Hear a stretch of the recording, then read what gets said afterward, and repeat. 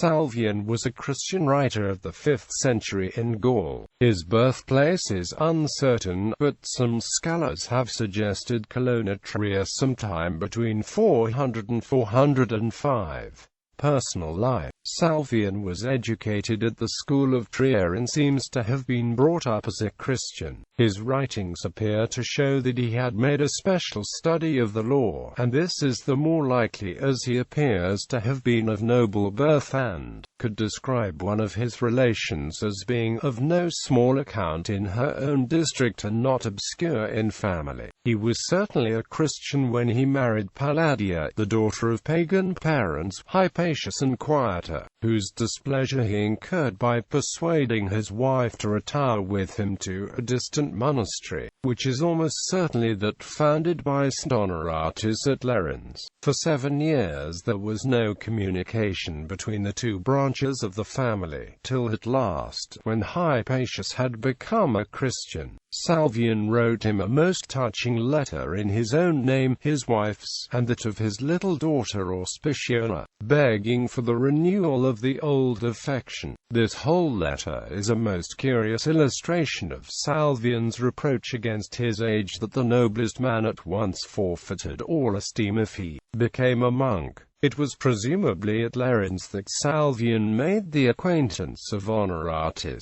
Hilary of Arles, and Eucherius of Lyons. That he was a friend of the former and wrote an account of his life we learn from Hilary. To Eucherius's 2 sons, Salonius and Varanus, he acted as tutor in consort with Vincent of Lerins. As he succeeded Honoratus and Hilary in this office, this date cannot well be later than the year 426 or 427, when the former was called to Arles, whither he seems to have summoned Hilary before his death in 429.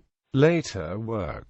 Salvian continued his friendly intercourse with both father and sons long after the latter had left his care. It was to Salonius that he wrote his explanatory letter just after the publication of his treatise Ad Ecclesiam, and to the same prelate a few years later he dedicated his great work, the De Gubernatione Dei. If French scholars are right in assigning Hilary's Vita Honorati to 430, Salvian, who is called a priest, had probably already left Lyons for Marseille, where he is known to have spent the last years of his life. It was probably from Marseille that he wrote his first letter, presumably to Lerins, begging the community that to receive his kinsman, the son of a widow of Cologne, who had been reduced to poverty by the barbarian invasions. It seems a fair inference that Salvian had divested himself of all his property in favor of that society and sent his relative to Lerins for assistance. It has been conjectured that Salvian paid a visit to Carthage, but this is a mere inference based on the minute details he gives of the state of this city just before its fall to the Vandals.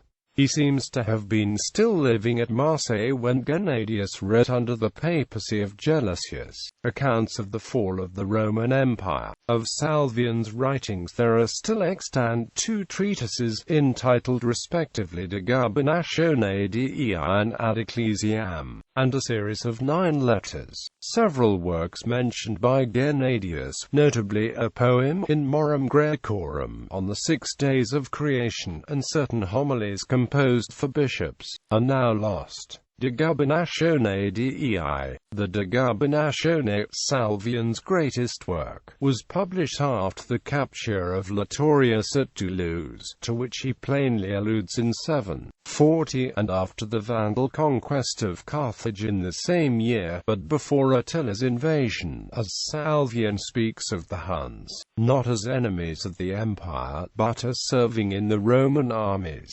The words proximum bellum seem to denote a year very soon after 439. In this work, which furnishes a valuable if prejudiced description of life in 5th century Gaul, Salvian deals with the same problem that he had moved the eloquence of Augustine and Orosius. Why were these miseries falling on the empire? Could it be, as the pagans said, because the age had forsaken its old gods? Or was it, as the semi-pagan creed of some Christians taught, that God did not constantly overrule the world he had created?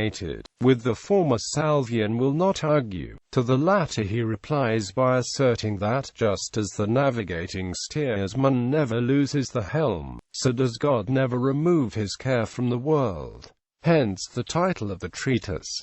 In books I and E, Salvian sets himself to prove God's constant guidance, first by the facts of scripture history, and secondly by the enumeration of special texts declaring this truth.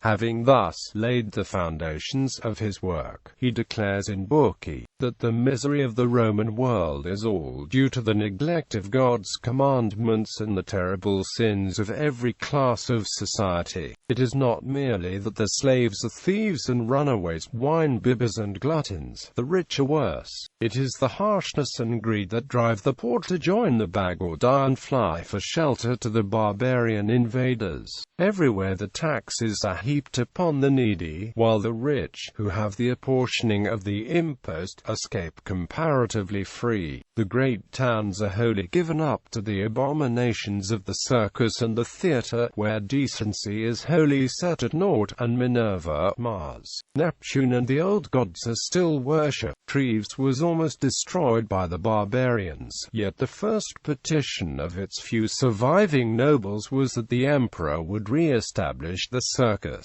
games as a remedy for the ruined city, and this was the prayer of Christians, whose baptismal oath pledged them to renounce the devil and his works, the pomps and shows of this wicked world. Darker still were the iniquities of Carthage, surpassing even the unconcealed licentiousness of Gaul and Spain, and more fearful to Salvian than all else was it to hear men swear, by Christ, that they would commit a crime. It would be the atheist's strongest argument if God left such a state of society unpunished, especially among Christians, whose sin, since they alone had the scriptures, was worse than that of barbarians, even if equally wicked, would be. But, as a matter of fact, the latter had at least some shining virtues mingled with the vices, whereas the Romans were wholly corrupt.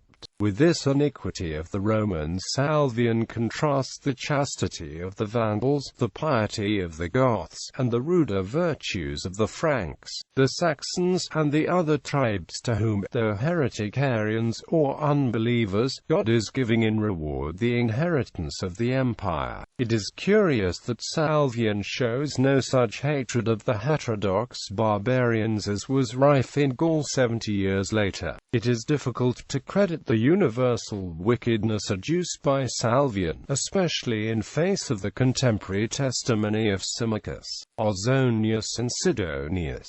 Ad Ecclesiam. Ad Ecclesiam is explained by its common title, Contra Avariciam. It strongly commends meritorious almsgiving to the Church.